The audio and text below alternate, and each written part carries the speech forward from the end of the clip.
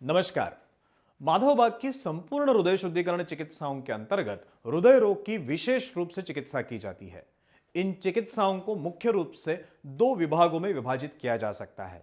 एक ऐसी चिकित्सा जिसके तहत हम हृदय की कार्यक्षमता को सुधारने का प्रयास करते हैं और दूसरी ऐसी चिकित्सा जिसके तहत हृदय की मांसपेशियों को होने वाली रक्तपूर्ति में सुधार लाने का प्रयास किया जाता है।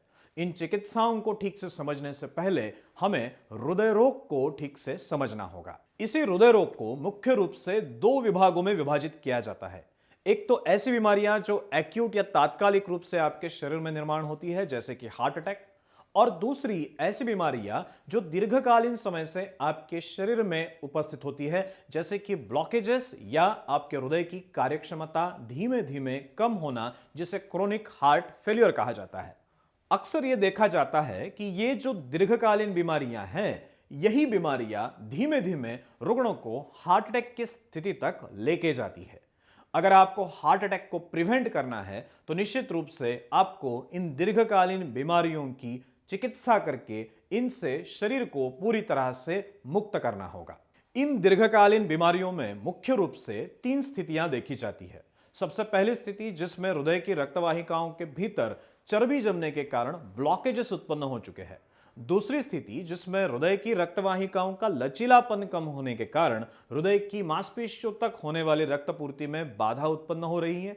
और तीसरी स्थिति जिसमें हृदय की मांसपेशियों की कार्यक्षमता कम हो चुकी है। जब किसी रुग्ण में यह दीर्घकालीन व्याधियां उत्पन्न होती है, उस समय उस व्यक्ति की व्यायाम क्षमता सबसे पहले कम हो जाती है।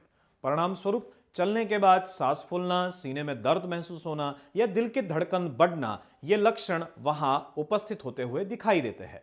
उसी के साथ साथ पैरों पे सूजन आना और थकान महसूस होना, ये भी लक्षण इन रुग्णों में देखे जा सकते हैं। माधव बाग में इन्हीं दीर्घकालीन हृदय रोग की चिकित्सा हम पंचसूत्री कार्यक्रम के माध्यम से संपूर्ण हृदय शुद्धिकरण के अंतर्गत करते हैं। इन चिकित्साओं का सबसे पहला उद्देश्य होता है हृदय की रक्तवाहिकाओं का लचीलापन बढ़ाना और हृदय की मांसपेशियों की ताकत बढ़ाना। जब आप बैठे हो और आप जब दौड़ते हो, इन दोनों स्थितियों में आपके हृदय की रक्तवाहिकाओं में बहुत सारे बदलाव होते हैं। जब आप बैठे हो तो आपके हृदय की रक्तवाहिका के माध्यम से 225 ml खून आपके हृदय तक पहुंचता है। वही जब आप दौड़ते हो तो उसी रक्तवाहिका के माध्यम से 750 ml खून आपके हृदय की मांसपेशियों तक पहुंचता है। यह तभी मुमकिन होता है जब आपकी हृदय की रक्तवाहिकाएं लचीली है।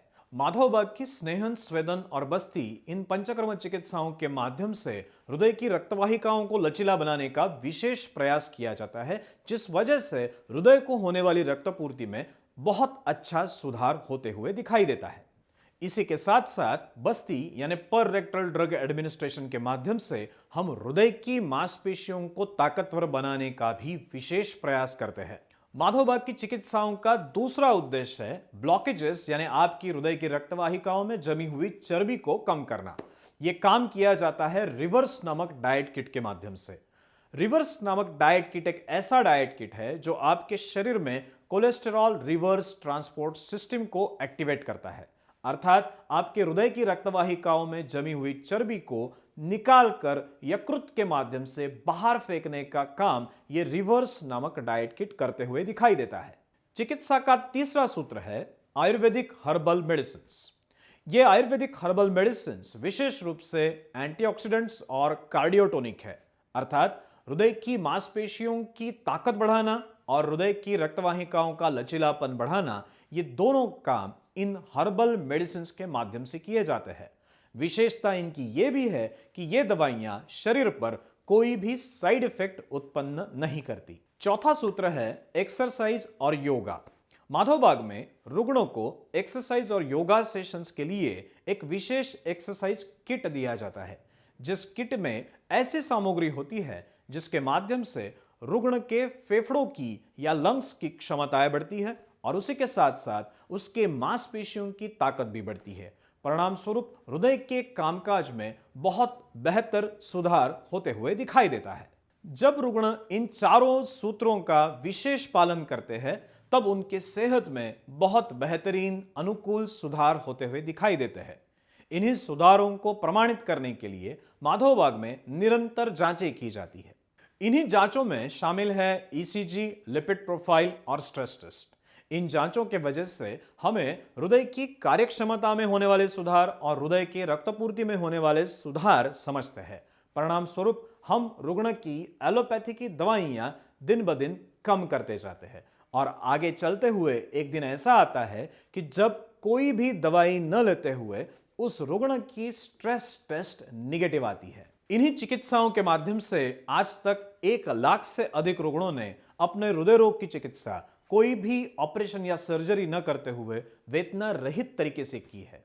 इन्हीं रुग्णों में बहुत से ऐसे रुग्ण थे जिन्हें अर्जेंट या तत्काल एंजियोप्लास्टी या बाईपास सर्जरी करने की सलाह दी गई थी। कुछ रुग्ण ऐसे भी थे जिन्होंने बाईपास और एंजियोप्लास्टी की थी लेकिन उनकी तकलीफें कम नहीं हुई थी। अगर आप भी आपके हृदय रोग पर विजय हासिल करना चाहते हो तो आइए माधवबाग की राह पे चले। आपके साथ माधवबाग है ना।